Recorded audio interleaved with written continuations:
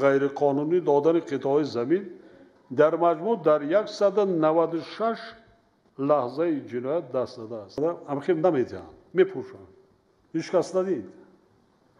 رئیسا ندیدن که معاونش همین کار دا مشروع است. این 1 هکتار 2 هکتار نه، صدها هکتار ندید. 100% ارالش است. در ولایت انامو کسالی نایه رودکی قای رسولزاده همینجا چسبیدگی از اون دا وزمینترش یک بیزنسی اساسی را برای شهر نایه ساختارهای خود کمیته زمین معماری معاونای رئیس شهر نایه معاونا که باشه رئیسا خودشان هم راه هستند انا همین کار دا مشغول هستند. نوشته گیرد سپارش پروکورور گنرالی مشغول شوند. کارمندان کمیته زمین راه میخوادی زدگی چگونه قانونی میکنن. اول ساخته با گرفته آمده اک کننده اینا راهش نشان میدن. ریشکل کرده داد.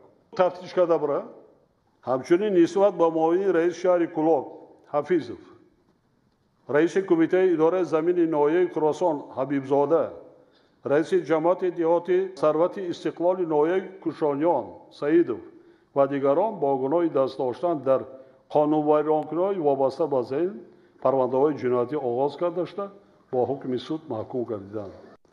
در جریان سنجش در ولایت ختلان 65 حالت غصب زمین مؤسسه‌های تعلیمی زمین‌های مکتب‌ها را در مساحت قریب 21 هکتار زمین قبادیان 8 هکتار جیهون 6 کلاب 6 واسع 6 عبدالرحمن جامی 5 دوستی 5 شهریتوز 5 تیمور ملیک 5 کوشانیان 4 یوان 2 خراسان 2 باختر 2 ناصر خسرو جلال‌الدین بلخی نارک خوالیک و فرخار یک حالتی آشکار گردید آنچه که سنجش کرده برام.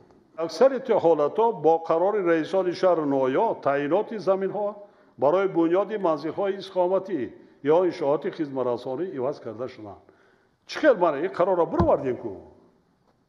چخیل شریک نیستی؟ برای چی؟ این قرار را عوض کردیم کو؟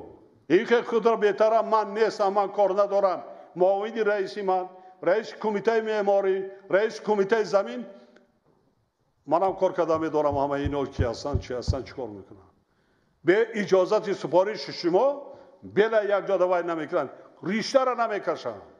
در نایه کوشانیان سال 2015 با قرار سابق رئیس نهایی میدانی 1 هکتار زمین ورزشگاه مکتب رقم 64 با سردار فیلیال مؤسسه دولتی اکسپدیسیون مبارزه با ضد ملک در ولایت ختلان دولتزاده رجبالی داده شده است.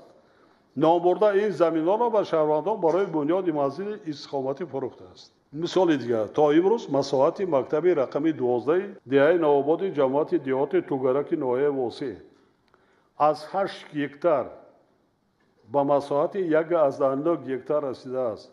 بیش از 6 هکتار زمین مؤسسه سال 2010 با قرار رئیس نایه واسع با 100 نفر ساکنان نایه همچون زمینی نزد حولگی تقسیم کرده داده است. همین خیلی میتونم همین زمینی مکتب هم میگیرم خیلی میگم من بگیرم بسازه که را باورش میاد رفته سنجیده بره نمو زمین دستی کی دست یکان دیخوان دست یکان مردمی عادی دست نه همش یا کارمند پروکراتور است یا کارمندان دیگر مقامات حقوق است یا یکی صاحب کار است یا یکی یکان منصبدار دیگر.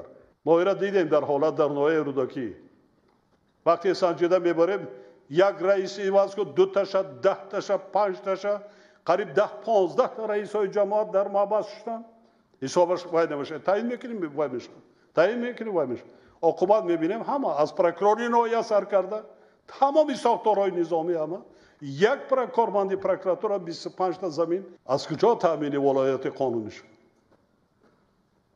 زمین پرابلم است پرابلم نیست.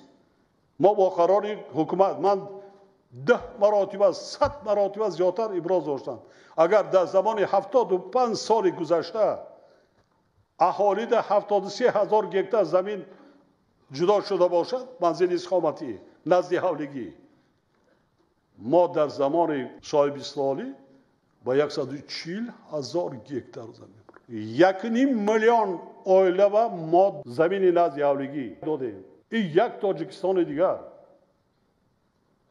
با در کار است. جهت قانونی حساب کتاب کنید معین کنید در کدام موضع در کجا برای قرارات ولایت است ولایت نویا حکومت هم مراجعت کنید تصدیق کنید پرزنتاسیا کنید حمایت کنید قرار حکومت را گیرید تصمیم کنید یکی پیش از همه در موضوعی که ما مردم را میدیم راه داشته باشد مکتب داشته باشد بنگاه طبی داشته باشد باغچه داشته باشد کسالخانه داشته باشد یا شرایط اجتماعی را دیده با سخوی کردن در کار نیست سردار ریاست معارف ولایت است